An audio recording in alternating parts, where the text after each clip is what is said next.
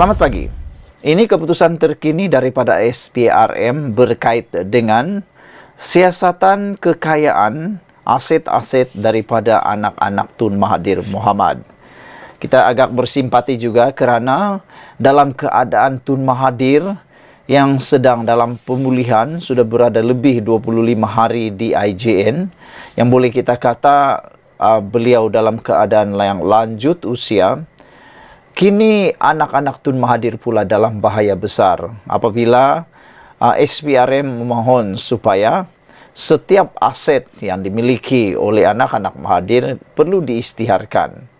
30 hari telah diberikan kepada kedua anak Tun Mahathir yang telah disiasat ini. Namun demikian, selepas 30 hari, belum pun habis 30 hari, mereka dah mula memohon untuk meminta pelanjutan tempoh pengisytiharan harta tersebut.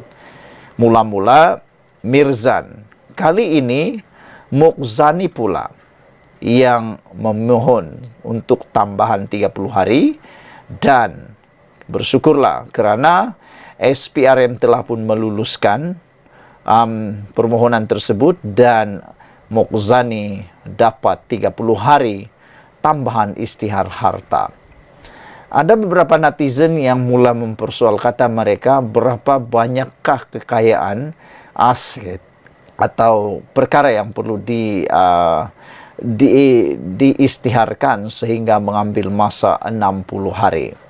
Namun ada juga netizen yang menjawab, kata beliau, bagaimana mau macam mana tak dapat macam mana mau mau isytihar harta kalau ianya mengambil masa yang sangat lama, berpuluh-puluh tahun.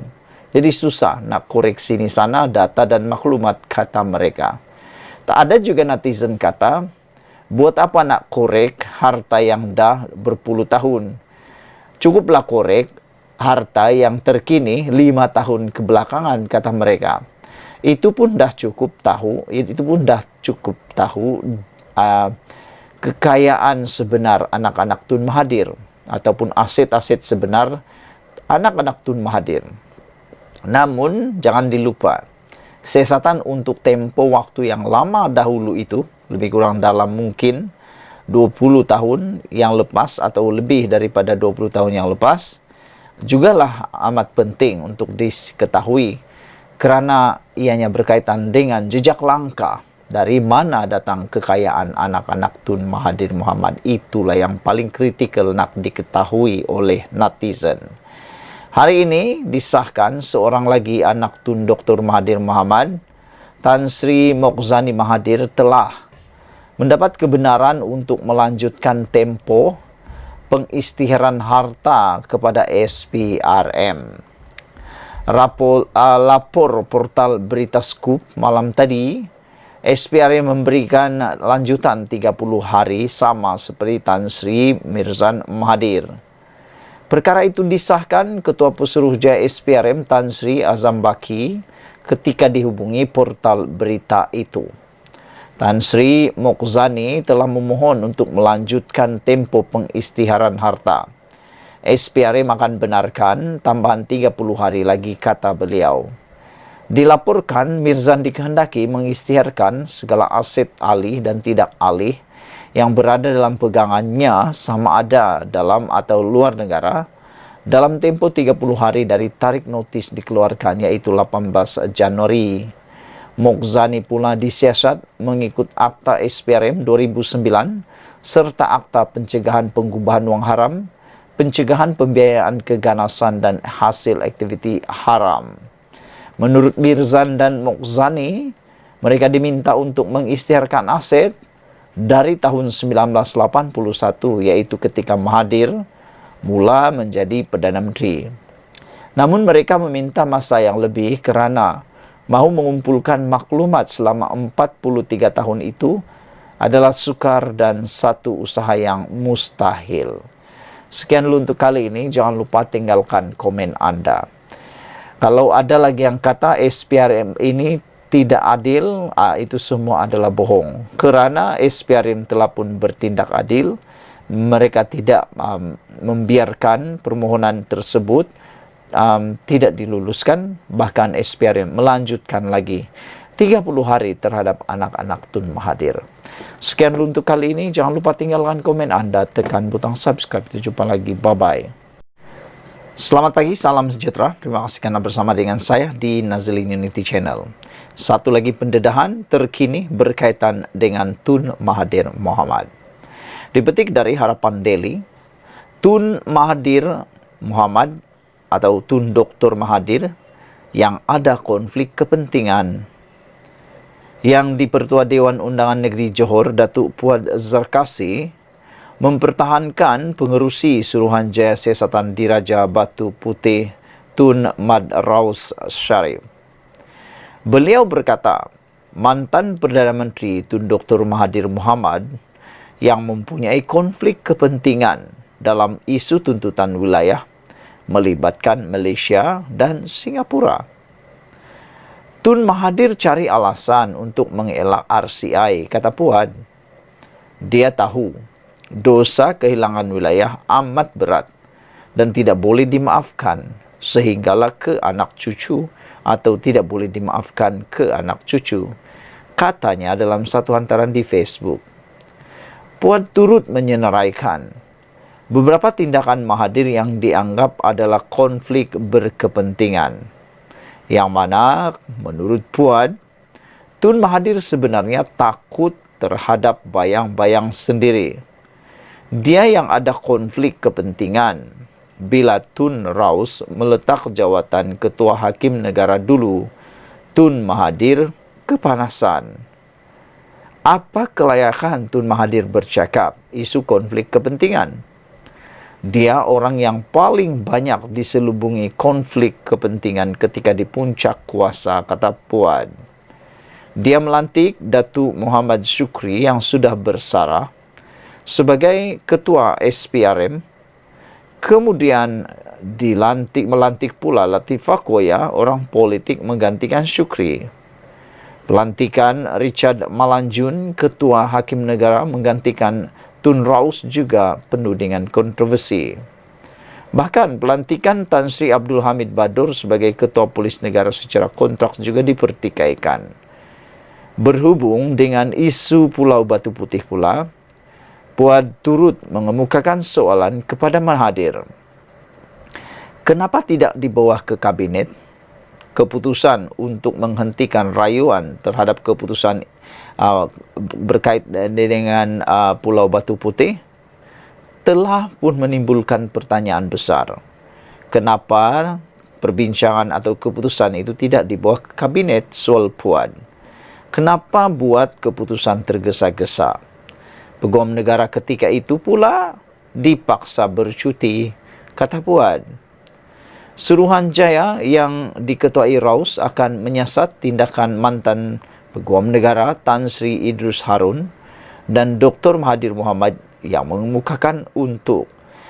memutuskan untuk menarik balik rayuan tuntutan ke atas Pulau Batu Putih. Saudara-saudara sekalian, mendengar atau membaca kepada pendedahan demi pendedahan, keputusan demi keputusan yang berkaitan dengan kedaulatan negara khususnya Pulau Batu Putih memang menarik perhatian kita. Lebih-lebih lagi, ianya turut dikaitkan dengan beberapa keputusan yang dibuat oleh terutamanya Tun Mahathir Mohamad. Puan mengatakan bahawa Tun Mahathir sebenarnya cari alasan untuk mengelak RCI kerana dia tahu dosa kehilangan wilayah amat berat dan tidak boleh dimaafkan ke anak cucu. Sekian dulu untuk kali ini. Jangan lupa tinggalkan komen Anda, tekan butang subscribe. Malaysia kita punya, kita jaga sama-sama, cintai Malaysiaku. Jumpa lagi. Bye-bye. Selamat petang, salam sejahtera. Terima kasih kerana bersama dengan saya di Nazilin Unity Channel. Ini adalah pendedahan yang pasti paling tidak disenangi oleh Tun Mahathir Mohamad. Baru-baru ini kita telah diberitakan bahawa Agong telah berkenan untuk menghadap dan memperkenankan RCI untuk siasatan bagi kedaulatan Pulau Batu Putih. Hari ini, seorang pemimpin daripada parti UMNO tampil mendedahkan perkara yang betul-betul kita semua pasti mau tahu. Dr. Mahathir cari alasan, sedar dosa hilang wilayah tak boleh maaf. Itu kata Puad Zarkasi, dipetik dari Malaysia Kini. Pemimpin UMNO percaya Dr. Mahathir Mohamad sedang mencari alasan untuk menolak Suruhanjaya Siasatan Diraja RCI Pulau Batu Putih kerana sedar dosa kehilangan wilayah amat besar dan tidak boleh dimaafkan. Ahli Majlis Kerja Tertinggi MKT UMNO Muhammad Puad Zarkasi berkata bantahan Peguam Mahathir terhadap pelantikan Mad Raus Sarif sebagai pengerusi RCI umpama takut kepada bayang-bayang sendiri. Sebab itu, bantahan Tun Mahathir tidak perlu dilayan. Rakyat mahu tahu kenapa Tun Mahathir batal rayuan semakan keputusan Pulau Batu Putih. Ia amat misteri, kata Puan Zarkasi. Kenapa tidak dibawa ke kabinet? Kenapa buat keputusan tergesa-gesa? Peguam negara ketika itu pula dipaksa cuti, forced leave, kata beliau. Tun Mahathir cari alasan untuk mengelak RCI. Dia tahu dosa kehilangan wilayah amat berat dan tidak boleh dimaafkan ke anak cucu, katanya dalam satu hantaran di Facebooknya hari ini. Pada 16 Februari lalu, Malaysia Kini melaporkan Mahathir mungkin memulaukan Suruhanjaya Siasatan Diraja RCI untuk mengkaji pengendalian perkara berkaitan kes Kedaulatan Batu Putih, Batuan Tengah dan Tubir Selatan jika ia terus diterajui oleh bekas Ketua Hakim Negara Mad Raus Sarif. Peguam Mahathir Rafiq Rashid berkata dia tiada pilihan lain kecuali menasihatkan Mahathir tidak menyertai RCI tersebut atas alasan Mad Raus mempunyai konflik kepentingan dalam kes itu. Sesuatu RCI itu sewajarnya dilihat bersih dan tidak memihak agar orang awam tidak akan mempersoalkan kewibawaan dapatan RCI tersebut, kata beliau.